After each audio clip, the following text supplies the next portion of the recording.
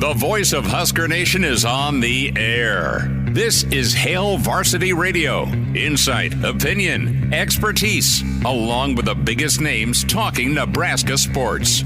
Join in with the show at 402-489-1240 or 1-800-825-5865. Now, here are your hosts, Chris Schmidt and Elijah Herbel. Welcome to it. Great to have you in on a Tuesday. It's Hail Varsity. We're powered by Cornhead Lager. Chris Schmidt, Elijah Herbel, and you will get our starting five shout-outs going on. What's the word on expansion? Florida State in Clemson. Some thoughts from Action Network and one Brett McMurphy. We'll get there. Mitch Sherman going to join us from The Athletic. Get his take on some Husker topics. Michael Bruntz also in hour two. Then an extended sit-down with Phil Steele, Mr. College Football. Get his thoughts, some in-depth takes and takeaways for Nebraska 2024. Numbers to get in can join us along the Hail Varsity Radio Network. 489-1240, 489-1240, 800-825-5865. Can find us on YouTube. Like and subscribe there. That's a way to catch the show, watch the show, rewatch it. Hail Varsity YouTube. Also, Hail Varsity Radio Twitter at HVarsity Radio. Are we live and streaming? We're back up on the We are Twitter back account, up and streaming, so can watch the show that way, and different platforms as well can hear us along the Hail Varsity Radio Network. Email Chris at hailvarsity.com. Give Elijah a follow on Twitter at Herbal Essence. Me, Chris Schmidt at Schmidt_radio. So we'll dive into some recruiting thought. What is the latest on David Sanders Jr.? We'll get there. We'll talk a little bit here about the national anthem. All right, let's spend a minute. Let's spend a minute on the national anthem, because you remember the chills it can give you specifically before those sporting events, right? They do it up big traditionally, they being major sporting events. I remember the national anthem. I don't remember who sang it, forgive me, but I remember the flag that was as big as the stadium at the Fiesta Bowl before the Nebraska-Florida game. I remember the unison before Nebraska kicked off against Tennessee in Coach Osborne's last game. Those are two of the more memorable bowl games I got to go to. And you know it, being at PBA or if you're at CHI and you're a Creighton fan, the right national anthem is absolutely going to juice you even more. No matter how long you've been at the bars, prime it up, or what type of mood you're in, just a money national anthem is almost the exclamation point before. It is the exclamation point before. At a couple of moments where you've got Ray Charles singing America the Beautiful, or Whitney Houston, her rendition of the national anthem before Super Bowl 25, the all-time standard, although you had some runs at it just a couple of years ago that were pretty good. So that was not the case last night. That was not the case last night with the forgettable and challenged artist known as Ingrid Andres. We'll hear, unfortunately, a couple of excerpts. And I ask you in the stream, I ask you along the radio lines, do you feel a national anthem can even amp up that sporting event, that big moment? I mean, think of nighttime, think of Colorado, think of the second game of the year where you're going to have the national anthem. Probably the band will play it. I don't know that Nebraska will bring in someone to sing it, but you're going to have that type of juice in the stadium. So Ingrid just was off. She has tweeted out that she is going to rehab. She was drunk. She apologizes. You wish her well, and you're sorry for her with that battle that was ongoing. And listen, that's not good. You have Carl Lewis. You have Fergie. Those are three in the running. We will give you samples of just which, and get your take, which is the worst. So we'll get there here in just a moment. But Elijah, I mean, you've been to some pretty big-time sporting events. You like to get out to a Rockies game. You like to go check out your Nuggets. You love seeing your Avs. Remember going down to Kansas City and seeing Patrick Mahomes take some batting practice when he was a rookie with the Royals, or was a rookie with the Chiefs, but was taking batting practice with the Royals, just as it was kind of Chiefs Day down there. And it was a killer national anthem. It can really set the tone. It can really set the mood. Last night's home run derby was great. It was entertaining, but it was marred. It was rough. It was tragic with just how off-key and brutal it was. So who's on the line? We have Jonathan in Omaha. All right, Jonathan, thanks for listening. Thanks for calling. Go ahead. Hey, so this is about the national anthem, right? Just want to be clarified. So just my opinion, I've been to many different sporting events, Husker games, MLB, rugby, NHL games in Toronto. And as far as, like, our national anthem, it just doesn't seem like the crowd gets into the singing part of it itself, like, compared to, like, Canada, especially when they sing "Oh Canada." I've been to a few NHL games in Toronto, and, man, those fans will sing along with the lyrics. What seems to be, at least for the American side, what gets people riled up is maybe the show itself, maybe the jets flying over, the pageantry of, like, the big American flags, like you were saying. I just, and not to be political either, but it just doesn't seem like patriotism is as big as it used to be. I could be wrong, at least amongst the college football ranks. I don't know. Like, what do you guys think? I think, Jonathan, I'll say this, and this is pretty recent, but you mentioned the Canadian national anthem. Alanis Morissette did a double take, as in she did the national anthem and she did the Canadian national anthem, since she's a dual citizen. And it was before Game 7 of the NHL Finals, the Stanley Cup Finals, and absolutely killed it. She was incredible, and that place was amped. It was jacked. And I think with the right mixture, you can have that goosebump, memorable moment. I mean, who could forget Chris Stapleton at the Super Bowl? Well, Stapleton's was incredible. Yeah. 2 years ago in L.A. with his tone and the acoustic part, it was cool. But it takes. But Jonathan, you're right. I mean, sometimes the anthem itself underdelivers by the performer. But if you get the flag, the voice, and the flyover, dude, it sends you into the stratosphere even before kickoff. As far as singing goes, though, can I just say this? I know this isn't a sport, but like professional wrestling, I've seen the entire lyrics of "Enter Sandman" gets sung when the Sandman comes out. Cody Rhodes, they sing along to his song. It seems like if there's any music or lyrics that really gets sung a lot in quote-unquote sports these days, it seems to be pro wrestling.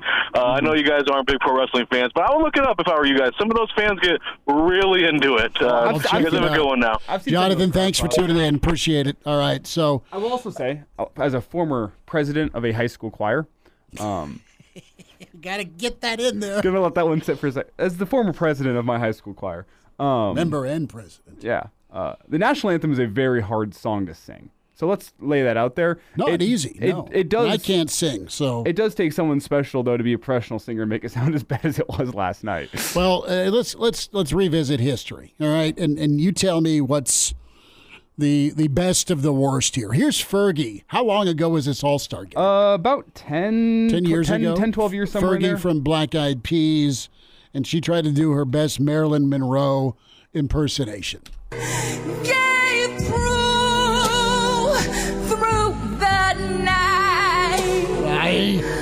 That our flag was still there. Oh, say, does that star spangled banner yet wave?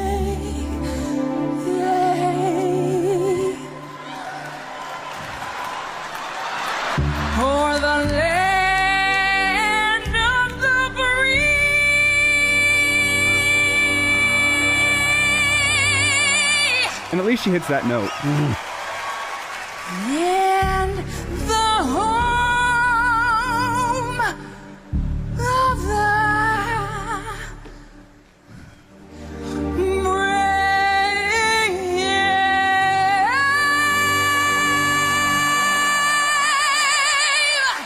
So she tried to. Yeah, thank you, Fergie. She tried to go Marilyn Monroe, Mr. President. And I'll give credit where credit is due. At least she was on key for the most part. Like, at least she hit the notes. It just, the interpretation was weird. Well, it was. And it's funny. Draymond Green, camera shot, mouth breathing wide open, thought bubble saying, what the hell is this? As Steph Curry and I think it was Jimmy Kimmel courtside try to contain their laughter. They're grinning ear to ear. This, and I think it was 30 years ago, Charlie Steiner, voice of the Dodgers, was doing Sports Center. I'm eating cereal with my brother at our breakfast table, and this is on, and we were losing it like Charlie Steiner lost it.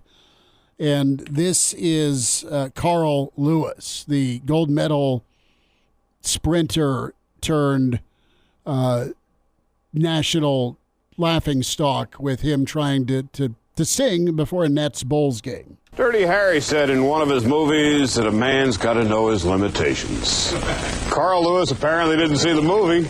If his rendition of the Star-Spangled Banner prior to the Nets-Bulls game last night is any indication, as a public service, we present now only excerpts. Ladies and gentlemen, our national anthem. All right, are we all ready? Here we go.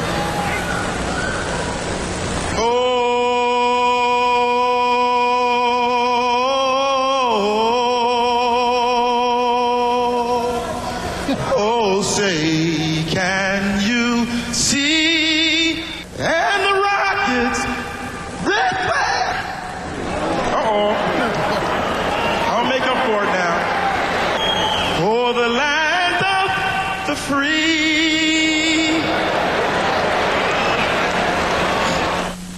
That was our national anthem.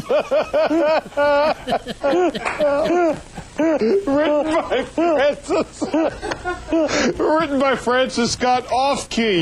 Those were last night's lowlights. They were last night's highlights. Snyder losing it. And I forget the guy next to him. He's face down on the desk. And, of course, last night, Ingrid Andreas. A couple of excerpts from that. So you make the call here. The old seventh inning stretch challenge to you.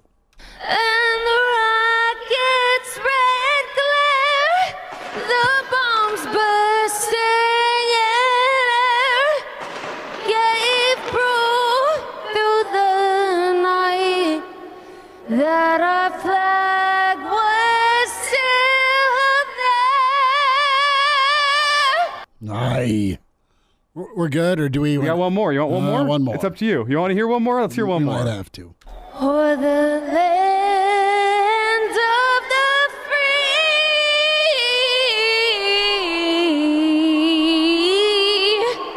and the home of the brave.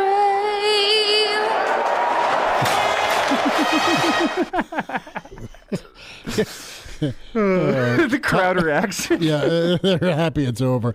Tiger Shark Diver, compassionate as always, says yes, she needs rehab. Jimmy did what? Jimmy said, my dogs are howling. Stop it.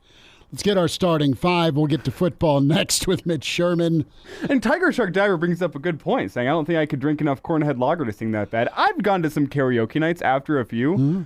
I don't think I was that bad. That's a personal choice to do and go to karaoke. You're missing out. Karaoke's fun. Uh-huh. Hey, it's an enjoyable time. What else was there to do in Lincoln on a Saturday night if there's no football? Well, not be that guy or gal on stage. Crazy Spider Adventure checking in from Duke University in Durham. KG is in second. Justin, good to have you. Justin third.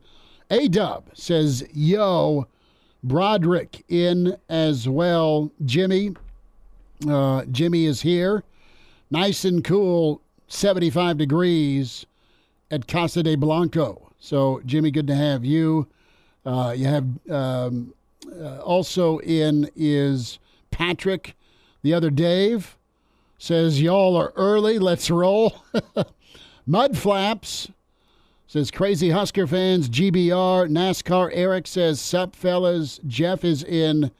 Brent is here as well. And good to have Brent in. Cliff in Florida. Jack is here asking about and telling us about how bad his defense is in College Football 25. We will have a review of College Football 2025 from one Elijah Herbel. I also have my own from a distance personal review. It is hard to play defense. Of Carson Schmidt Jr. And the bars of soap we have needed to put in his mouth. Clearly, it has not gone well for him and his buddies as they were gaming. Eat Beef is in. Robert says, what's up? And, of course, Weston is in. Walter says, hello, with several football emojis. Coach Brandon is here. Eric is in. Eric says, unfortunately, I think we need to admit our anthem is really mid.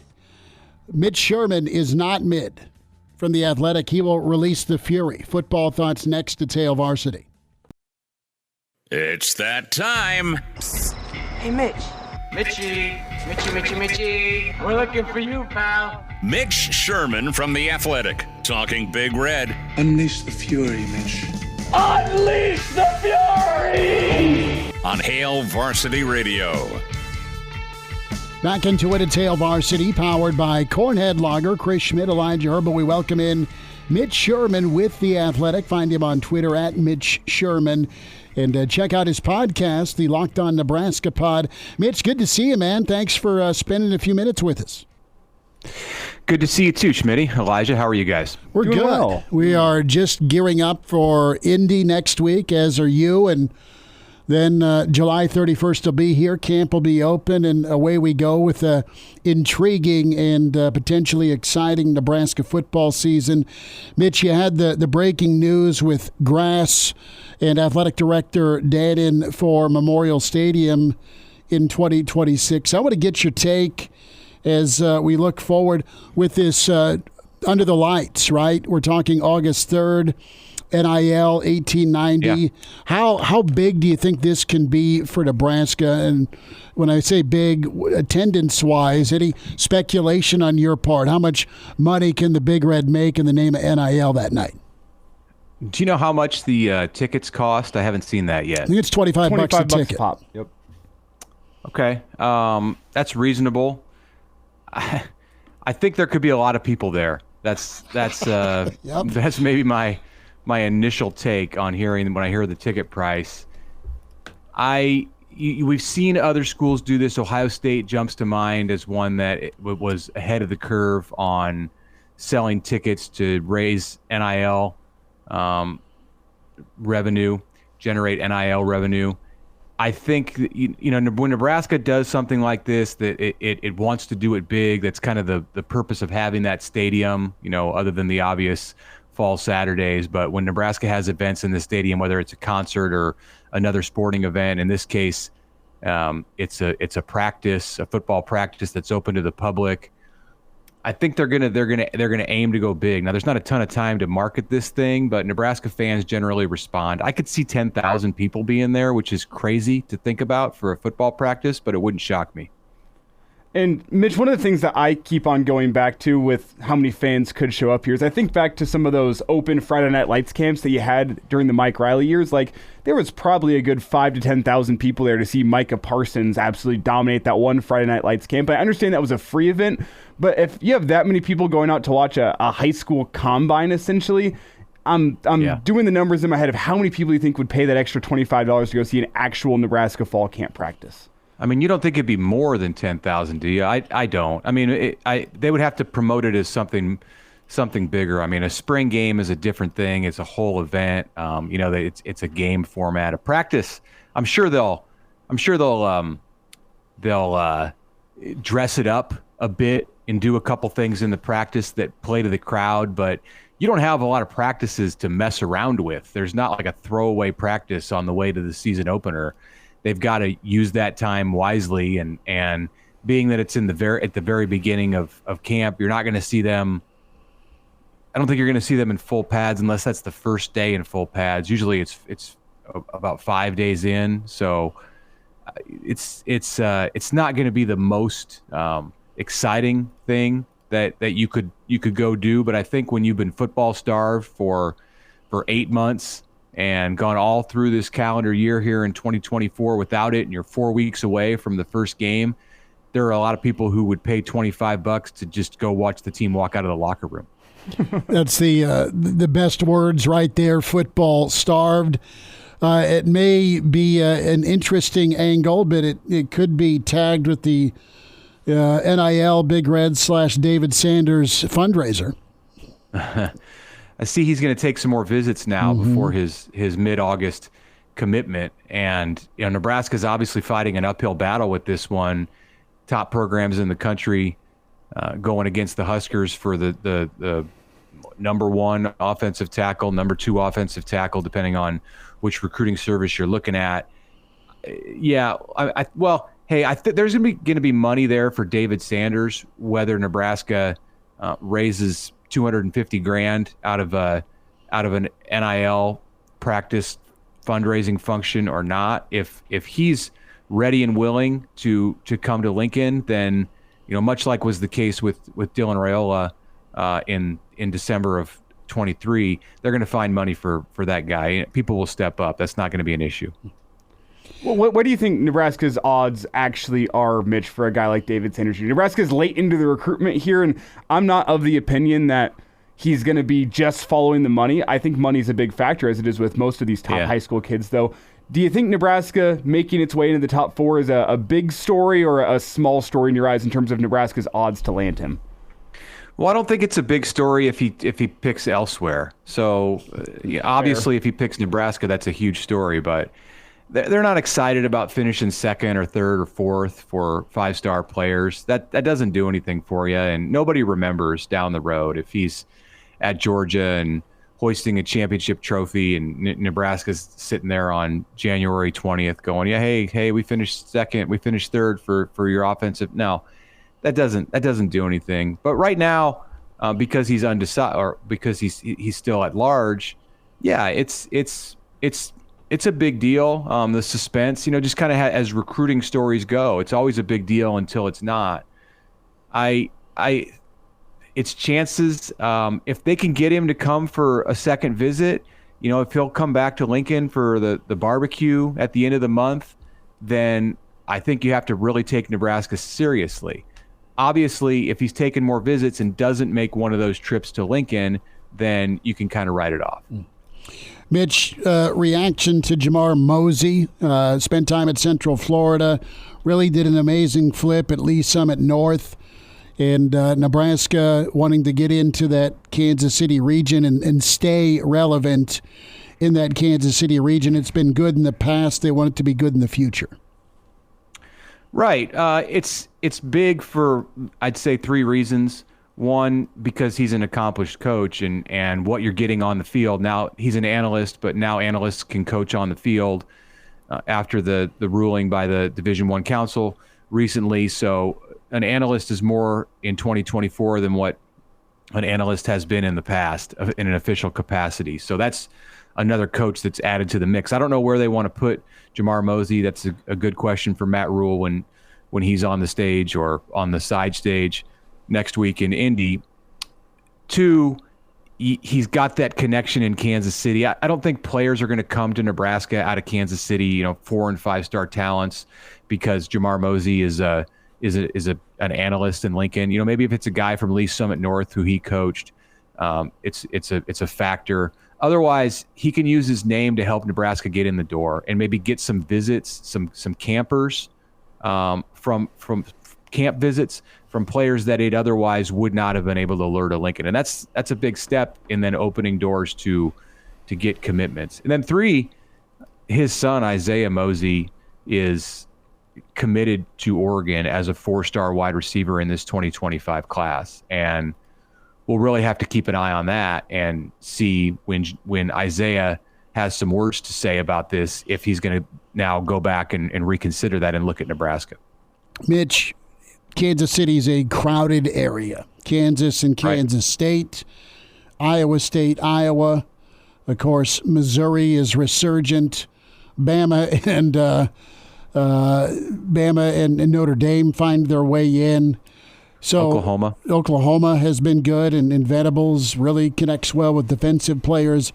All that being said, where is Nebraska in your eyes from a brand value or recognition standpoint in that region that's just three plus hours away? Well, yeah, like you said, it's a crowded market because of where it sits geographically. There's 3 major conference schools, one in the SEC, that are closer to Nebraska, and Lincoln is only 3 hours away. So it's crowded in that sense, and it's a big enough city that, more so than Omaha, which is like a newcomer on the scene to being a stop for national programs. Notre Dame's been coming to Omaha for a long time, but it's new for the likes of Georgia and USC and Penn State. Kansas City has been that for a while. And even when there hasn't been like a great amount of talent to come out of Kansas City per capita, it's still an easy flight in. These schools all fly charter now, but when their assistant coaches are flying commercial, it's an easy flight in for schools from all over. So you have Big 12, SEC, Big Ten, major presence around that area, and Nebraska is just trying to get its foot in the door. Yeah, last year I got Keelan Smith. He's Neil Smith's son, so there's an obvious connection. The year before that, I got Jaden Doss. Okay, nice player, but it hasn't hit the home runs. Nebraska didn't get Dawson Merritt in this cycle. It's not over, but he's committed to Alabama, so it's over. Nebraska didn't get Williams Nwaneri, the big-time defensive end, 5-star, Dylan Raiola kind of talent last year who went to Mizzou. So it's fighting so many different battles. Like if you go into Omaha, and Omaha maybe doesn't count because it's on Nebraska's home turf, but if the Huskers are recruiting somebody out of, a big-time player out of Des Moines or Denver, a lot of times there's 1 or 2 programs that specialize in that area other than what Nebraska might have. I feel like Kansas City and St. Louis, the same thing. You're up against 8-9 formidable foes as a recruiting program. And Mitch, your colleagues with the Athletics, Scott Docterman and Jesse Temple, did a recruiting confidential that I thought was pretty interesting, where they talked about the schools that were getting in there. A lot of people impressed with Dan Lanning in Oregon. You also have, obviously, Drink at Missouri. You have Leipold at Kansas. You have Kleiman at K-State. It is a hotbed area just in terms of the teams that you have coming in. I think there's also a shout-out to Willie Fritz. But there were some complimentary things that were said of Matt Rule and his staff, especially E.J. Barthel. Yeah, they want to get there. Barthel and Rob Dvorak is a guy who's specializing in that area too. I talked to Rob about this in the offseason, and he's getting the lay of the land, and he wants to be very active there. I think he's the guy, at least geographically, that Nebraska has assigned to that area. Barthel's going to go where the running backs are or the offensive players that he's looking at, and Dvorak is a dynamic, young, up-and-coming coach and recruiter. So it's good for Nebraska that it has him on the ground there in KC. Mitch, as we wind it down here and get you out, I want to get your thoughts. Have you dove into the new NCAA football game or using that as a tool to improve your journalistic work? No, I've stayed away. I don't have the console, the proper console at my home. I'm keeping it away from my 13-year-old. Otherwise, he'd be on it like 22 hours a day, and I don't need that. He's already on the Xbox enough. So I don't know. I'm either terrible parenting or good parenting, or I'm like of the wrong age to be obsessed with NCAA football, because when the game went away in 2014, I had young kids running around and didn't have time to play it. So I'm sure we'll give in at some point, and it'll make its appearance in the home. But I've been enjoying everyone else's content and watching the Twitch streams, and well, I really haven't been, but I've been hearing about people who watch the Twitch streams and all of the. I've seen clips of the game, but personally, no. I'm watching from afar. And don't ask how late I was up last night. Elijah was up late. Junior was swearing like he hit every toe on his foot with a hammer, mm-hmm. and he's already been fired as coach at Michigan State after one season. It is intriguing. I'll say that I'm intrigued by it, but it's just a time and cost benefit analysis right now, and I haven't taken the plunge. Fair enough. Okay, are you going to go get a Castiglione memoir as your Royals got their first baseman. Yeah. Jack Caglione. I thought you were talking about Oklahoma there for a second. Jack Caglione. Yes, absolutely. I am thrilled to see the Florida slugger. Great first baseman, and obviously he can hit the ball a long, long way. He hit one against Nebraska in Stillwater that I think just landed this afternoon. So I can't wait to see him on the infield with Bobby Witt Jr., who just about won the home run derby last night. Going to be really excited. I was very happy that the Royals got him at number 6. Real quick, too, with Lewis and Fountain getting drafted as high as they did. Of course, Karen and Sears both hearing their name pretty early as well. Good day for the state of Nebraska yesterday, Mitch, with some landing spots for guys that had successful high school and college careers. Yeah, absolutely. Tyson Lewis, super intriguing prospect in that he just burst onto the scene his senior year. Has been injured, as a transfer from UTAN to Millard West, and some projections had him as a first-round guy, one of the fastest players, if not the fastest player in the draft, and going to the Reds, going to sign, according to the Omaha World Herald here in the last 24 hours. That's expected when you go 51st in the second round. So Dave Van Horn's loss is going to be the Cincinnati Reds gain, and then we all know about Cale Fountain. Not someone who's new on the scene, has been above the radar for quite some time. Formerly committed to Florida State, way back from his freshman year, maybe 8th grade commit to Florida State, and then of course to LSU. But looks like the Padres are going to be getting him straight out of high school, and best wishes to both of them. I wish we could have selfishly, I wish we could have got to see those guys in the SEC and come to Omaha in the College World Series, but I'll be looking for them to make their way to the big leagues, hopefully in the next few years. Mitch, we'll see you in Indy at Big Ten Media Days. Have a good week, and thanks for a few minutes. Will do. Thanks a lot, guys. Take care. Hail Varsity Radio is live. Now, back to Schmitty. Schmitty's a great guy, but he don't have a brain. And Elijah. You want me to speak? When I point at you, yeah. On Hail Varsity Radio. Skylar is letting us know we got to talk college football 25. We're getting there, and I tried to get Junior and his buddy Jace to come on and give a review because they went in and purchased early. I'm excited to have Elijah Herbel's review of college football 25.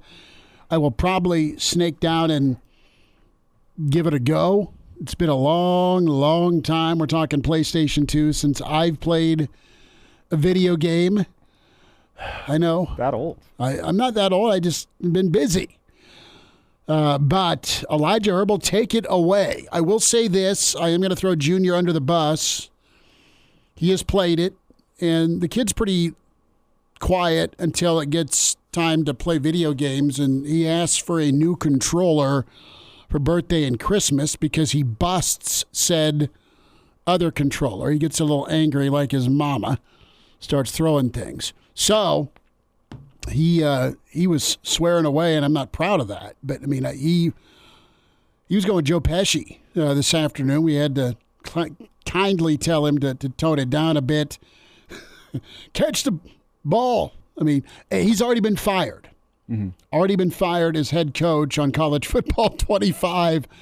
But I told him it was his own fault for taking Michigan State. Yeah, it is his fault. Yeah. And I will say, they have made it quite difficult to play defense in this game. Tackling, I assume there'll be an update coming. Tackling is quite difficult. Like, if you have a corner against a running back, good luck.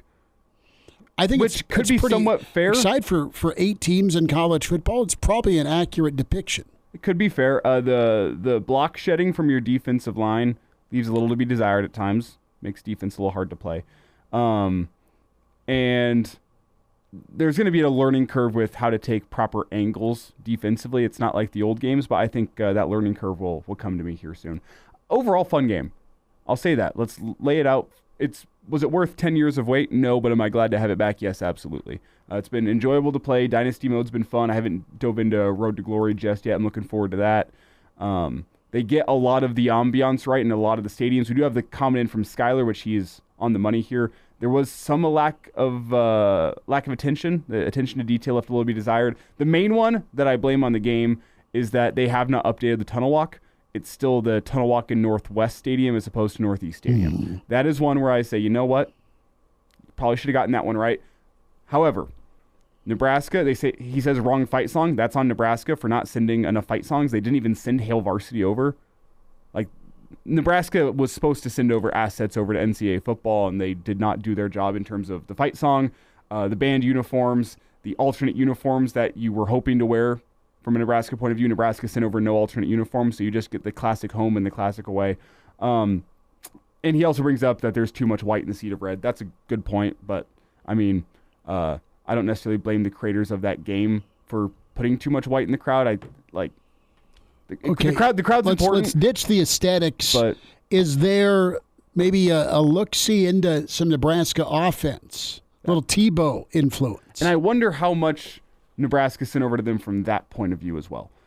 From a playbook point of view. What's the playbook? There's a couple of formations in there that are specifically designed for Heinrich Haarberg. It's a sub-package. Heinrich Haarberg comes in one from single back, one from pistol, and one from shotgun. A lot of these formations feature read option, quarterback run, speed option, and you say, is that the creators of the game reading in between the lines and saying, well, from what Husker Media is saying and what we can see, they have a dynamic running threat and quarterback. They like to run the ball last year. Raiola's not much of a running threat, so let's create some packages for Haarberg. Or did they go talk to some of the powers that be at Nebraska and get a look-see at the playbook and say, you're going to have a package for Heinrich Haarberg this season. Let's create that in our game as well. That's what I don't know. I have a hard time believing here is our secret Haarberg formation. Go ahead and take that and implement it in your playbook, but we're not going to send you alternate uniforms. We're not going to get you the right tunnel walk. We're not going to get you Hail Varsity. Fair? Fair, but I like the math, though, the creators did with the Haarberg sub-package, specifically in the red zone, man. Make it a 11-on-11 football if you want. Oh, yeah, and my roommate, Darren, who is currently playing through his dynasty with Nebraska, uses that plenty inside the 20. Let's bring Haarberg on the field. Let's run a little read option. Let's run a little speed option. Works out pretty well, and I could see Nebraska doing it. Or this year with how it relates to Nebraska, 3rd and 1. Is Haarberg a quarterback you bring in from the shotgun and run that quarterback power they ran at times last year? Let's pray that Nebraska this year can line up under center and turn and hand off to whoever's dotting the I formation. That's fair, and get 2 yards. But if you want to play 11-on-11, as you said, 3rd and 1 could be your time to do that, where you get Haarberg behind the line of scrimmage, let him get a head of steam going with the quarterback power, running back lead blocking, and just let Heinrich Haarberg power through. You just want the O-line to be good enough to get push. And that's fair, but I do see that potential for bringing Heinrich Haarberg into the game. And, hey, maybe you're just wanting to get some alarm bells going off for the defense. Let's bring Heinrich Haarberg in on 3rd and 1. They have to account for him, and he's still just going to hand the football off, and you pick up that yard because the defense is too keyed in on Heinrich Haarberg. It could be a possibility, but I do see that, and to see the usage in the game of the effectiveness of bringing in Haarberg does get the wheels turning. I mean, we know they brought in Gramstad earlier this summer to allow Heinrich Haarberg to be able to do those kinds of things.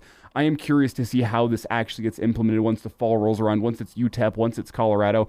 How does Matt Rule, Marcus Satterfield, Glenn Thomas, how do these guys actually implement Haarberg once the season started? And are they as smart as me playing NCAA football saying, hey, 3rd and short or inside the 20s makes a lot of sense to bring in Heinrich Haarberg just because it's another person that the defense has to account for, the threat of his legs. No, fair enough. I like it. So do you have it on, can you get this on the computer, or does it have to be PS5 or 4 or whatever? PS5 and Xbox, I believe, are your two options to be able to get it. I think Junior's good to go.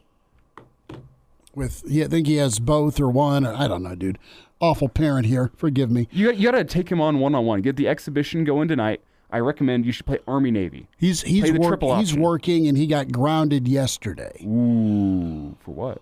Don't want to dive into it. It's okay. No, that's fine. He's grounded because he was home most of yesterday, and he spent more time with his girlfriend, which is fine. But Sterling Schmidt, the puppy, decided to lose half his body weight in his kennel. And if he'd have been out more, I don't come home to that last night. Instead, and granted it was 1 billion degrees yesterday, so the alternative was Junior locking his dogs outside in that heat, and I didn't want that. But so just have a slightly higher level of care. Well, just pay attention. Hang out with them. They're not going to do anything. They're going to hang out with you. On the flip side of things, why are you hanging out with your girlfriend on the day NCAA football gets released? Well, I mean, I understand that she's important probably, but NCAA football I think he's 10 years. he split the difference. He went to the pool and hung out with her. Then he played video games today. Maybe it took a day to get. I mean, maybe that's why I'm single. But I'm saying, hey, tomorrow, maybe this weekend, but for now it's NCAA football time. Yeah. I was up way too late playing NCAA football. 3 a.m.? Oh, no, not that late. We're talking like 12:31. Not All right. awful. Well, there's the It's an review. early wake-up call this give morning, me a 5-star recruit. Is it a 4-star, 3.5? Well, we'll get high 4-star. High 4-star. We'll wind down hour 1 at Hail Varsity. And now, back to Hail Varsity Radio. One final time this hour, Michael Bruntz coming up. Then we'll spend an extended sit-down with Phil Steele, college football preview. Deeper look into the Big Red, the Big Ten, and what are his thoughts on just the season and how some of these regional teams around the area, we're talking KU, K-State, Missouri, how are they looking? Reminder to get buckled up. Game preparation and repetition predict success and winning. Drivers and vehicle passengers who always use their seatbelt will increase their survival chances if a crash should happen. Make it click. A message from the NDOT Highway Safety Office. So you have different player ratings, Elijah. And I know Dylan Raiola came in as an 80 rating? 80 on the nose, which I think is fair. Am I going to say Malachi Coleman? To be the highest rated Husker. Is he? He is within the top 15, but he is not number 1. Okay. Who is number 1? Off the air, you guessed Gifford. Gifford is tied for the second highest rated Husker. Okay. But which is what's the number? He's an 85 overall. Okay. The highest rated Husker is an 89 overall, if that helps you. Skill guy? Yeah, you could say. Not in the trenches. Because that gives it away. Nash Hutmacher tied with Isaac Gifford for the second highest rated Husker. Okay. He's also an 85, along with Bryce Benhart. Okay. Who's number 1? Tommy Hill. Okay. Corner. Tommy Hill's an 89 overall. All right. 91 speed. The biggest shocker, I think, is Ty Robinson is in 77 overall. Ooh. Which puts him behind. That's some bulletin board material. We'll have to ask him next week in Indy. That puts him behind John Bullock, Malachi Coleman, Justin Evans-Jenkins, Teddy Prohaska, Malcolm Hartzog, Thomas Fedoni, Mazuka, a long list of players ahead of Ty Robinson. So I think that could be some, as you said, some bulletin board material. It seems to be a little bit off in the rankings. But that's why I called this game before the break a high 4-star. It's got not 5. It's got a lot of great potential. You think it's going to come in and contribute, into my life. It's going to come in and contribute. I'm going to play it, but it still needs some development, some tweaks before it's its finished product, an NFL caliber type guy. What's worse, USC 2024 in real life or in college football? Paul Feinbaum pulling the grenade pin on SC earlier. How much does Riley have to prove at USC this year? I think he has an enormous amount to prove because, quite frankly, Jay, I think he's been a disaster. Let's go back 3 years. Oklahoma and Texas joining the SEC. It was announced at this moment in time. What did Lincoln Riley do? He ran away. He did not want to deal with the Southeastern Conference at OU. He took what he thought was an easier course, so he goes out to Southern Cal. He takes Caleb Williams. Good first year, but since then, everything has gone wrong. I thought last year was one of the worst coaching jobs I have ever seen. Quite frankly, had I been the athletic director at Southern Cal, I would have fired Lincoln Riley because he's yet to show, after many years as a head coach, he knows anything about defense. He's gone through defensive coordinators. He just simply couldn't handle it. And now things are going to be 5 times worse in the Big Ten. On top of that, a number of his top players are bailing out. This is a guy who owned LA for about a half a minute, and quite frankly, next year at this time, I think he'll more than likely be an assistant in the NFL if he's that lucky. Wow. He's not wrong about the defense. I disagree about that. He should have been fired last year. But I don't disagree about the defense. That was bad. Pac-12 was great last year. Michael Bruntz and Mr. Phil Steele next hour. The voice of Husker Nation is on the air. This is Hail Varsity Radio. Insight, opinion, expertise, along with the biggest names talking Nebraska sports. Join in with the show at 402-489-1240 or 1-800-825-5865. Now, here are your hosts, Chris Schmidt and Elijah Herbel. Back with you, Tower 2 at Hail Varsity. We're powered by Cornhead Lager, Chris Schmidt, Elijah Herbel, Phil Steele coming up at 5:25, and we'll check in with Phil the rest of the hour. Excited to spend some time with Michael Bruntz with Husker 24/7. Find Bruntsy on Twitter at Michael Bruntz. Bruntsy, the download you put out on Twitter looked like you paid for NCAA 2025 and you ended up with 10-yard fight from Nintendo. Am I wrong? It was John Elway's quarterback. I played that in the arcade form, was never a fan with it on Sega, right? Because it was a Sega game? It may have been. I played it on, it was the second ever Nintendo Entertainment System game that I had. So, I know it was on that. Nintendo 64? What's that? Nintendo 64. It had Ken Griffey Jr. baseball, which is the greatest thing ever. No, we're going back farther than that. Like 1989, I believe, was John Elway's quarterback. That was the Christmas that the Bruntz household was blessed with that. So, yeah, it's been a while, but that was a pretty average game, but it got the job done back in the late 80s, early 90s. Did Kevin Mack fumble at the goal line in that game in video too? Yeah, I think they did. They didn't even have. There was like no player names. I don't even know if they had numbers. Like it was very. That's how generic it was. They didn't even want to pay for the licensing on that stuff. So. Anyway, yeah, that was. I don't have a PS5 or anything like that. I'm kind of in the dark ages, so I'm living vicariously through everybody else that's limping into work today after being up too late playing it. Thank you, Bruntsy. I appreciate that. That is me. So good. That is me today. Light is on 7th cup of coffee, and yeah, we're gonna do it all again tomorrow, baby. Nice. Brutal road stretch, but we got it handled. See, this is my day job. That's my real job, my dynasty. Sure. I am truly a college football coach in that little world, and I'm going to treat that as my real job until my true job performance begins to suffer. Bruntsy, A, did you break controllers as a youth? B, did you get in trouble for swearing while playing said video games as a kid? Yeah, I did. We used to get the shush quite a bit in on floor 7 and Able too. In Able Hall, floor 7, we were a little loud with some of that stuff. But yeah, I could get a little rowdy during the video game playing. Should I be concerned as a parent that Junior's swearing away like his mother? I mean, sounds just like her. And has already been fired as coach of Michigan State. He didn't cut it in the woodshed. No, he went 4-8 and got bleep canned, as he told me earlier today.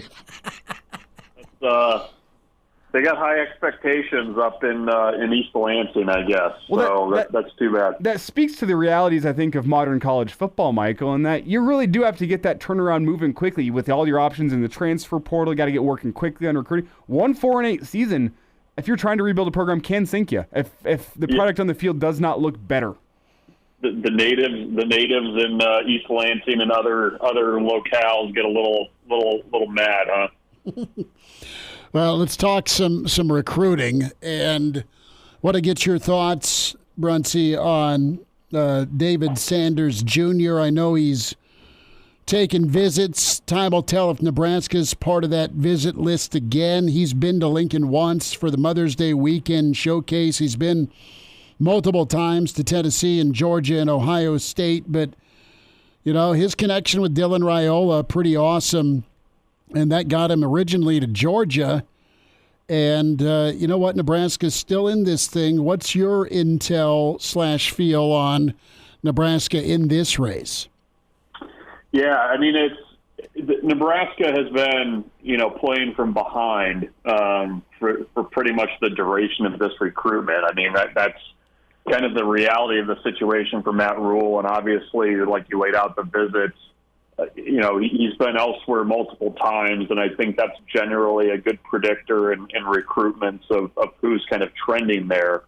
It is going to be interesting. I know we have heard for a couple weeks now that there was the potential for with the dead period lifting and the weekend of the 27th being open, that Nebraska might be a potential spot that he might take another look at. I mean, I think the interest in Nebraska is real. I mean, the fact that they were included in his top four and Clemson was not, who had kind of largely been seen as the program that was kind of leading for him, that was significant. I think, when the family came on the official visit in May, it was mom, dad, grandma, grandpa, the whole family was on the trip, and they're really doing their due diligence on this thing. And, I'll be curious to see if Nebraska ends up getting another look, another visit. I know Nebraska is going to be hosting a number of recruits that weekend as kind of an elite 2026 recruiting weekend, and whoever kind of comes through. So, I don't think Nebraska's out of it yet. Like, I would not put them in, hat on the table, kind of the additional hat on the table territory right now. I think they've got a shot, and I think they're, the fact that they are in that top four kind of shows you how much ground they've been able to make up. But, I think Ohio State's probably, I would put them out in front right now. But, the visits over that last weekend will be interesting to see where he ultimately decides to take another look. Or it could be multiple spots, too. Well, Michael, just here for a second. Let's go pipe dream time, maybe Kool-Aid dream time, depending on how you want to call it. What would it mean for Nebraska if they were able to pull the arguably number one quarterback in the country and the arguably number one offensive tackle in the country in consecutive years? What would that mean for Nebraska, and what would that do for, I guess, the image of Nebraska for those up-and-coming recruits from across the country? It definitely helps. I mean, to do that, coming off of another year where you didn't go to a bowl game, I mean, that kind of shows you how much Nebraska is punching above its weight a little bit. I think right now, if you look at the 2025 class, Nebraska is kind of, not in front for, a number of prospects, or I wouldn't consider them leading for prospects, but they're kind of right in that second option, third option type territory. I mean, Michael Terry, the athlete from Texas, I think Nebraska is kind of lurking in the background more so behind Texas and Oregon, but those types of recruiting wins of, Raiola, if you can get a Sanders, I mean, those would be two of the highest rated commitments that Nebraska has gotten in the internet age, if they're able to get both of those, or add Sanders to Raiola. So that's significant. And, a little bit of momentum going into what's going to be a really key year for Matt Rule. I mean, we for years have said, if Nebraska can just finally get out of its own way on Saturdays, they're going to be able to recruit at a high level. I think that's still the case, but it would be, I would say, probably one of the bigger upsets that I can remember if they're able to get David Sanders. So definitely would mean a lot, and another kind of corner piece that you'd be able to build your program around going forward. Michael Bruntz with us from Husker 24/7 Sports, at Michael Bruntz on Twitter. So, Bruntsy, I want to get your take here. We fast forward a week from today. We'll be in Indy. I know you and Shafe and BC will have it all covered. I'm interested, what's your buzz level or I guess, storyline about Nebraska? What's the word going to be? Let's look at tomorrow's headlines here as Nebraska will invade Indy on Wednesday. Yeah, I mean, it's, I think a lot of the talk is going to be about the defense. The fact that Nebraska is bringing Ty Robinson and Isaac Gifford, I think it's going to naturally drive things that way. I'm always curious at these things to kind of get a pulse of kind of how much buzz Nebraska really has, because I think the longer this bolus streak has gone on and Nebraska's kind of stumbled over its toes on the field, I mean, it feels like Nebraska's kind of faded into the background a little bit more. And going into this year, I think my read on this is correct, that it feels like Nebraska has officially entered into sneaky team you need to watch for category, territory going into this season. I mean, part of that, I think, is Matt Rule's history of flipping things quickly in year 2 and in year 3. I think part of that, too, is Nebraska is going to be really good on defense. And I think there's going to be a lot of intrigue about what that quarterback spot's going to look like, because you have a potential 5-star freshman quarterback stepping in there and starting. So there's storylines to kind of pull on. I think sometimes for the local people going to Indy, I don't know that there's a ton of surprises that come out of something like that. But, I am kind of eager to kind of see where Nebraska stacks up, because I correct me if I'm wrong, they're going on the same day as USC, UCLA, and Iowa. Yeah, I mean, Iowa and Nebraska are probably about the same in terms of buzz, but I do wonder if Nebraska is going to be overshadowed a bit on that day by the new kids on the block from California. Yeah, because storyline's going to be, all right, Ohio State, are you title bound? Oregon, are you for real as a newbie? How do you take this Big Ten hazing? Lincoln Riley, how much smoke is there around him, right? And then, James Franklin in Penn State, can you do what you've been doing to get into a playoff? And overall, it's, all right, how strong is the Big Ten? How many teams can you get in the playoff? I mean, that's kind of the rundown. And, all right, where's Wisconsin? Where's Iowa? Where's Nebraska? Where's those fringe tier programs or brands? Does Nebraska break through? That's the question. So it's going to be fun. Yeah, I do wonder too. I mean, just the expanded playoff. I mean, you kind of have to pay attention to those schools a little bit more. That are potential like 8-4, 9-3 type schools. Mm-hmm. Even if there's not a ton of buzz about that stuff. So yeah, I mean, I think that's at least, I think, another feather in the cap for at least having to pay attention a little bit more from the national type reporters, I think, for Nebraska. National guys are loving them, and you know who we're talking about. That's the Klatz, that's the Feldmans. There's plenty of juice behind Nebraska from that team to watch column you were talking about. Bruntz, before we get you out, couple minutes here, reaction to Sears and Karen, their landing spots with the MLB draft. Yeah, I thought, that's a good setup for Karen. I mean, I think, fourth round, I always love what Seattle does with its farm system, too. I say that out of a bit of jealousy, with being a fan of an AL West team. They don't ruin their prospects. What a wild thing that is. But no, I think that's a good spot for him. I mean, I think he showed over the last couple months of the season what he can be at the next level. I mean, he's got raw power.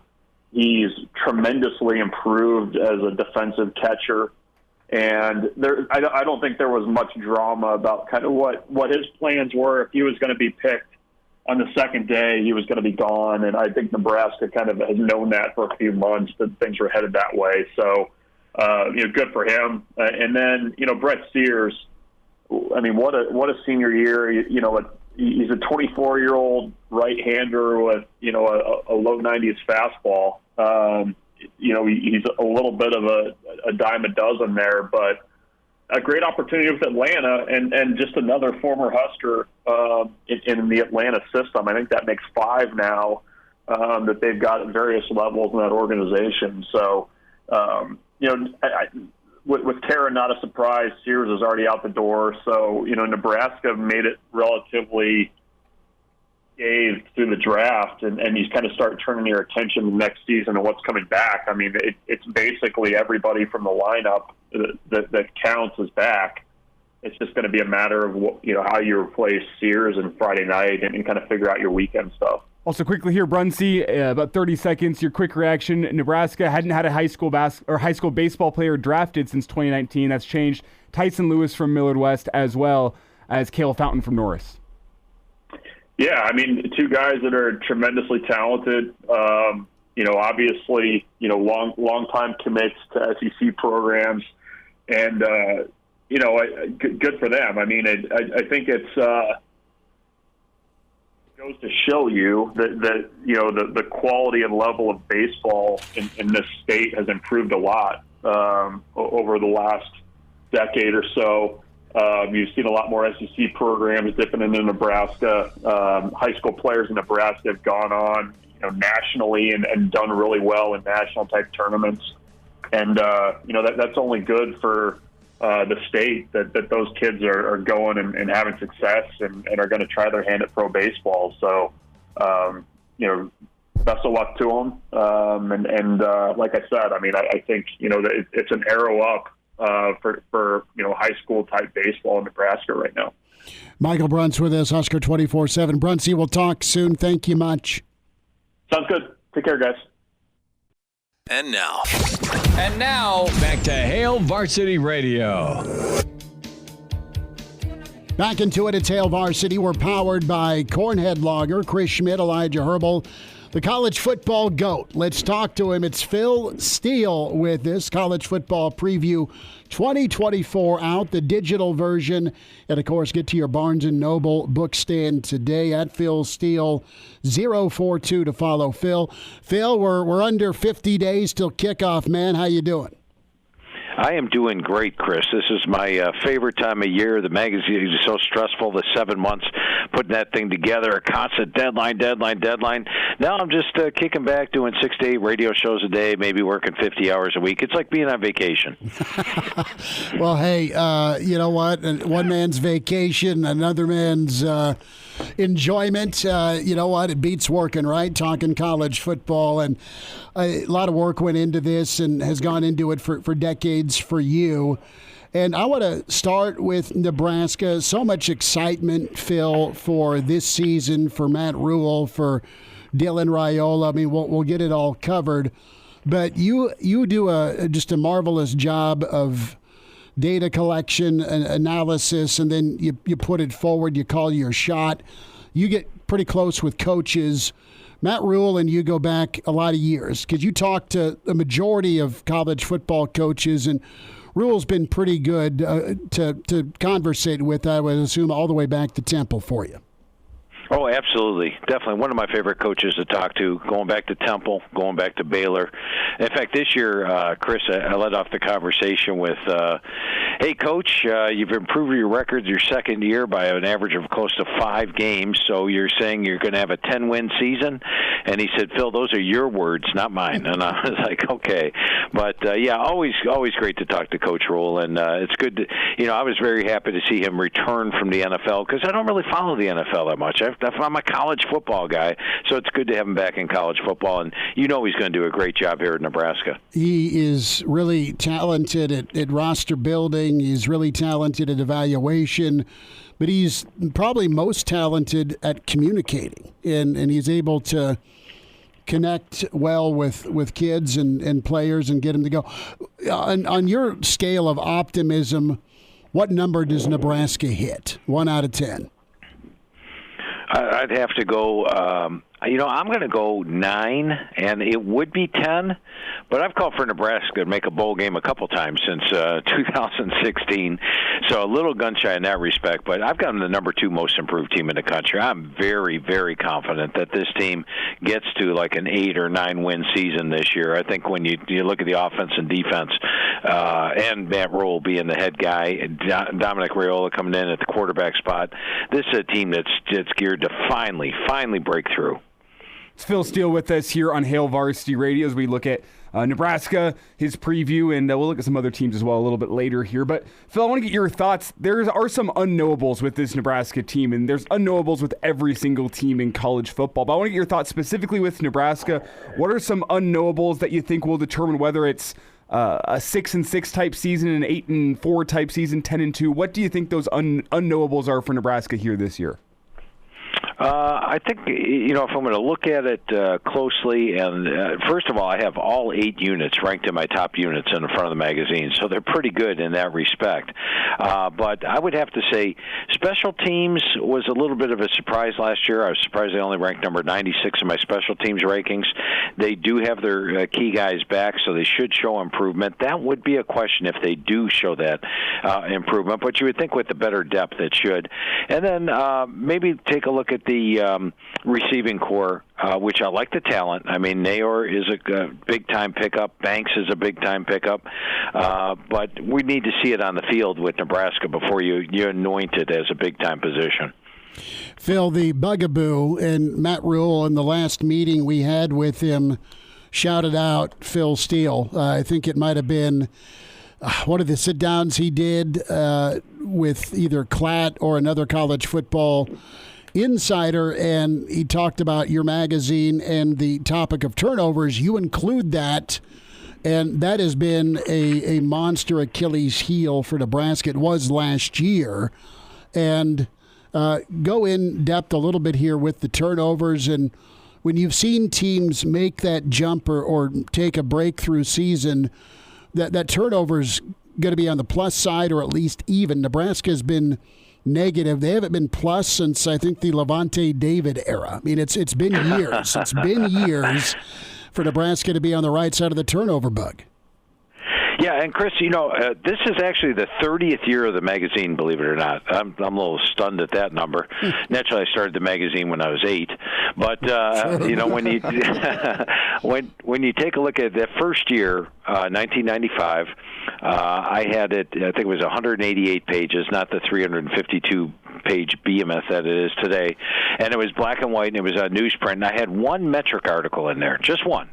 Turnovers equals turnaround. And in that article, I had done 5 years of research and said, hey, teams that have negative double-digit turnovers one year, the next year improve their record, and vice versa. Teams that have positive double-digit turnovers. In fact, I just did a show in Michigan, and we were talking about the exact same thing. Michigan was plus 22 in turnovers last year. You got to think they're going to be not as fortunate this year. But anyway, teams that had the plus double-digit turnovers had a weaker record the next year. And once again, another team would be USC. Remember, their quarterback won the Heisman Trophy. They went 11-3 in 2022. They were plus 22 in turnovers last year, minus 1. So it completely changes from year to year. But anyway, the gist of the article, and it's proven true for 30 years, 75 to 80% accurate, is that if you have double-digit turnovers, it's going to go one way or the other. If you had negative, it's going to be a positive. If you had positive, it's going to be negative. And Nebraska last year, minus 17 in turnovers, and that really was huge. The quarterback position was a big part of that. The fumbles, the interceptions, and you got to think Dylan Raiola comes in and really firms up that whole turnover thing. I think he'll take care of the ball better. If Harburg's in there, he'll take care of the ball better, and that's really going to change fortunes for Nebraska. It's Phil Steele with us here on Hail Varsity Radio, talking a little bit of Nebraska from his preview magazine. Encourage you to go check that out. And Phil, as you dive a little bit deeper on Nebraska, one of the things that Matt Rule has talked about plenty in his first 19 months on campus has been the importance of running the football. I want to get your thoughts on Nebraska's running game with the offensive line and the running backs they have. Obviously, Dylan Raiola, the 5-star quarterback, everyone's going to want to talk about him, and he's the guy that needs to perform well if Nebraska wants to play well this season. But what do you make of Nebraska's running game? It's a stable of backs, but we don't quite know who is going to be the guy that takes the lead in that room. Yeah, you definitely hit that on the head with the running backs, because I think it's at the start of the year at least, it's going to be a running back by committee. But I like the tools that they've got there. I mean, Gabe Ervin is a guy that's a powerful, downhill, physical runner. Ramir Johnson is a guy that's more of a Christian McCaffrey type of running back. He gives you a lot of different option routes. Dante Dowdell, it comes over from Oregon, big, powerful, physical back. He was my number 11 rated running back out of high school, 6'2", 215. Had a couple touchdowns in the spring game. You got to like him. And then how about Emmett Johnson? He's a guy that's a 3-down back that can run between the tackles. One of these guys got to take the bull by the horns. But if they don't, I like the running back by committee. You got different types of players there, and you got guys who can do it. Now, you're going to need an offensive line to be able to run the football. They've got Ben Scott at center. They've got Bryce Benhart at right tackle. Teddy is over there at left tackle. They bring in a Florida transfer at right guard, and Micah Mizuka. So this is, I think, a talented offensive line. They just have to show it this year, and I believe they will. So I'm looking for a very solid run game from Nebraska with the depth they have at running back and the improved offensive line. Phil, last thought on Nebraska. We'll zoom out here. Phil Steele with us, Hail Varsity Radio. For that breakthrough to happen, yes, turnovers. We know Nebraska returns 9 starters on defense, and Mr. Tony's defense should be as good or better, could be as good or better as they were a year ago, with the interior D-line is as good as there is in the Big Ten. Points. What's a points per game number that could help this breakthrough for Nebraska? What do they need to put up, in your opinion, points per game in the Big Ten? You probably don't have to go crazy. Probably, last year they only put up 18 points per game. I'd say to have a successful season, probably got to get to 24. I'll tell you, in my magazine, though, my computer does a really good job projecting points and yards, and it's calling for Nebraska to get 26.5 points per game. And I think with that defense, that's good enough for a successful season. Phil, I know we said last question on Nebraska, but I got one more. It's kind of been, I don't want to call it the foregone conclusion around here, but it's been expected that this defense can match what it did last season on the field and maybe even improve a little bit with an offense that takes some pressure off them by not turning the football over and not having short drives. Is that a fair assessment, you think, of this Husker defense? They lost a little bit of talent, but they do return a lot of starters. Do you think maintaining that same level is a fair expectation for this defense in 2024? Yeah, I think it is. And as you pointed out, a lot of times the points were given away practically by the turnovers. And I rate you look at the defensive front, I've got them rated number 5 in the country with Hutmacher and Robinson, 2 NFL caliber guys inside. And you've got 2 300-plus guys inside that can dominate. Look at Georgia last year. Texas. Texas had 2 big defensive tackles like that could do it, and all of a sudden they're in the playoff. And I like the secondary, and I like the players that have come in linebackers. So overall, I look at Nebraska, and I've got them rated the number 13 defense in the country again this year. Phil, as we talk Big Ten, it's Ohio State that is heavily invested with NIL. They get amazing players. They have a wonderful coaching staff. All of that points to what for the Buckeyes this year? I know they go to Oregon as well. Yeah, and I think the 3 straight losses for Michigan have really helped this year's team. And you might scratch your head a little with that kind of statement, but a lot of players, JT Tuimoloau, Ty Hamilton, Jack Sawyer, Denzel Burke, these guys probably would have gone to the NFL had they been satisfied with their college football career. But 3 straight losses to Michigan, they're not leaving Ohio State without a win. And that's why they all came back. And then I like the surgical signees that they have. They're not like Colorado, bringing in 25 signees on the team from the transfer portal, but they brought in Caleb Downs from Alabama at safety, one of the best safeties in the country. As a freshman, look out for him. Seth McGlaughlin, the center from Alabama. They brought in Quinshon Judkins from Ole Miss. Will Howard, a quarterback, to fill that large quarterback void that they have. It wouldn't surprise me if they lose at Oregon. I've got them a slight underdog in that game. I think Oregon's a loaded team. Autzen Stadium is one of the toughest venues to play in, but I do think they get to the Big Ten title game, and I do think they're the most talented team in the Big Ten this year. I've got them with the number 5 offense in college football and the number 1 defense. Phil Steele with us here at Hail Varsity Radio, college football insider, as we'll continue to tour the Big Ten. Great perspective on Nebraska there from Phil, and more with Phil till the top of the hour. It's Hail Varsity powered by Cornhead Lager. And now, back to Hail Varsity Radio. It's Phil Steele with us here on Hail Varsity Radio, taking us through some of his team previews for the year. And Phil, you mentioned Oregon. Let's go to Oregon. What do you think they bring to the Big Ten in 2024? And a lot of teams have them as going to the college football playoff next season. I am in that camp. Why do you think this is a team that's a college football playoff contender? Talent and coaching. I think Dan Lanning does a good job coaching. Now, some folks are knocking him because he's lost a couple of close games to Washington, 3 straight ones, which, boy, if you change one play in each of those 3 games, this guy's awarded as one of the top coaches out there because they would have gone undefeated basically the last couple of years. But I like the talent they have. They have a number 1 receiving core in the country. They're loaded on the offensive line. I rate them number 3. They bring in Dylan Gabriel to replace Bo Nix. The defense is solid. They get Ohio State at home. And really, when you look at their schedule, the Michigan game, I've got a toss-up. I've got them a slight favorite against Ohio State. They could very well run the table. I think Oregon and Ohio State meet up again in the Big Ten title game. And, this could be a really strange year, guys. We might see Oregon and Ohio State meet 3 times. We might see Georgia and Texas meet 3 times this year with the 12-team college football playoff. Phil, a couple of teams that has had Nebraska's number overall since the entrance into the Big Ten. Nebraska gets Wisconsin in Lincoln. Nebraska has to go back to Iowa City.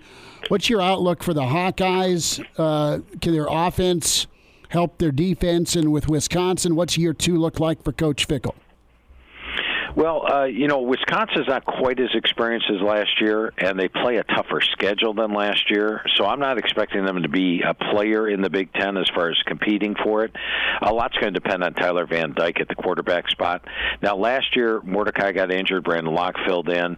They do lose one of the top running backs in college football in Allen, but of course, their running back core is beat up last year. They had a lot of significant injuries last year, which really limited them. I think Wisconsin's a good team, but the schedule's very tough this year. A lot of their toughest opponents are on the road, like Nebraska, like Iowa, like USC. They get Alabama at home. They play Penn State at home. They play Oregon at home. That's a brutal schedule Wisconsin has. I think I do have Nebraska favored in that game over Wisconsin. Now, Iowa's a different animal. Watch out for Iowa. They got a chance to make the playoff this year. Remember last year, they not only lost Cade McNamara, and then they ended up going with Deacon Hill, who completed under 50% of his passes, stack the box, make him throw, and you're going to win the game. They also lost their top 2 receivers, both tight ends, and they were banged up on the defensive side of the ball as well. They had one of their defensive linemen declared ineligible. Another one, their star cornerback, is out for the year with 4 games to go. Yet the defense remains strong. The special teams remain strong. There's just the offense that struggled. Well, now they've got better depth at quarterback. They got Cade McNamara back, and if something happens to him, they got Brendan Sullivan. Did a great job with Northwestern last year. I like the running back core with LaShawn Williams and Caleb Johnson. I like the added players that they have in the receiving core with Seth Anderson. And then you look at them up front, they probably have their best offensive line in 4 years. Now, I expected Nick Jackson, Jay Higgins, and Sebastian Castro all go to the NFL as a linebacker. They all came back. They've got one of the best defenses in the country. They do lose their punter, but they bring in another Australian and Reese Dakin. And when I talked to Coach Ferentz and went over the team with him, he said he's actually more American football ready than was the greatest punter, one of the greatest punters of all time, in Torrey Taylor. So this is a loaded Iowa team. They've got a great schedule. They avoid Michigan. They avoid Oregon. They avoid Penn State. The only game I have an underdog in all year is at Ohio State. I think Nebraska's got his hands full when it travels to Iowa City for that season final. Phil, let's go from the Big Ten to the Big 12. What's your outlook for the Buffs and Coach Prime this season? I'm actually looking for more of the same of last year. I talked about Ohio State with its surgical signees. I don't know if teams can really be competitive when you're changing over the roster as much as Colorado has the last 2 years. And you go to the offensive line. The offensive line didn't work last year, so everybody's gone. They got an entirely new offensive line back this year. Some of it may have been Shadur Sanders holding onto the ball a little too long. I don't know if it was all the offensive line's fault, but there's talent. with Sanders, Travis Hunter, one of the most talented wide receiver defensive backs out there. They've got the skilled players to contend. I have question marks about the offensive line. I have question marks about the defense overall, and about the overall continuity of the team, bringing in so many transfers for 2 straight years. So I think making a bowl game would be a good thing for Colorado this year. Elsewhere in the Big 12, Phil, you look at some of the top teams. I think there's a lot of Husker fans among the former teams who used to play in the Big 12 that still have a soft spot in their heart for Kansas, especially with what Lance Leipold's doing there. You can maybe say the same for Kansas State, but Utah comes in, and they're probably going to be the team to beat in the Big 12 this season. Is that a fair forecast, that you'll have some teams that maybe were the punching bag of the Big 12 20 years ago? They've really turned their programs around, but they're all trying to catch up to Utah? Yeah, and talking to Coach Leipold 2 years ago, or last year I should say, like, Coach, I used to pick Kansas last in the Big 12 every year. It was easy, and you're making my job a lot tougher. And he told me, he said, no apologies, Phil, no apologies. So I love the job he's doing there. Isn't it amazing? And I think if he can keep Jalen Daniels healthy this year, they're a legitimate Big 12 contender. I actually think you could go in the Big 12, and if you told me right now, Phil, I need you to make a case for Kansas, for TCU, for West Virginia, for Arizona, Iowa State, Oklahoma State, Kansas State, that they win the Big 12, I could make a good case for you. But the team I did pick was Utah. And I think when you look at Utah, they're my number one surprise team. And last year they lost 5 games. When there was numerous reasons for that. First of all, they were playing in a loaded Pac-12, and most of their tough games were on the road. They had to play at Oregon State, at USC, at Washington, at Arizona. But the biggest factor was injuries. And a quarterback, a very under-the-radar injury was Brandon Rose going down in August, the backup quarterback, because then Cam Rising couldn't play. They were down to their 3rd, 4th, and even at one point, 5th-string quarterback started for them last year. Teams could stack the box, much like they did against Iowa, and they couldn't really throw the ball to beat them. Now they're strong at the line of scrimmage, offense and defensive lines. They've got Cam Rising back. They add in Brandon Rose comes back if something happens to him. They also add in Sam Hurd from Cal Poly, who originally signed with the Pac-12. I was at Washington originally, my number 2 quarterback out of high school. They've got an improved receiving corps. Brent Keithy, their star tight end, missed last year with injury. He's back. So they've got the defense, they've got the special teams, they've got the quarterback, and they've got the schedule. They've only lost 2 games in Rice-Eccles Stadium the last 5 years, and they get most of the tough opponents at home. Toughest game's at Oklahoma State, but I think Utah wins the Big 12 and makes the playoff this year. Phil, I have a lot of listeners that many of them are Notre Dame fans. I was trying to do a little Beano Cook there. How do the Irish look in 2024? I think they're definitely a playoff team because Notre Dame would probably have to lose 3 games to not make the playoff this year, and they do have a couple of tough games on the schedule. They got to host Florida State. They got to play USC on the road. They play A&M on the road in the opening game, but that to me is their toughest game on the schedule. That first game in College Station, but Marcus Freeman's got Riley Leonard at quarterback now, and Riley Leonard did great things at Duke. In fact, they were on their way to beating Notre Dame last year when he went out with injury. Now Leonard's playing here. That's great. Their running backs are loaded down the line. They've got a solid receiving core. The defense is outstanding, and the schedule is just number 57 in the country. So it's a schedule tailor-made for them to make the playoff this year. And I've got my number 11 offense, number 8 defense coming into the season. So they're a team that once they do make the playoff, they would be a contender. Phil Steele, College Football Preview 2024 at Phil Steele 042. We'll wind it down with Phil Steele. Hail Varsity, we're powered by Cornhead Lager. And now, back to Hail Varsity Radio. Phil Steele with us, Hail Varsity Radio. Going back to the Big Ten to say goodbye, USC does what in 2024?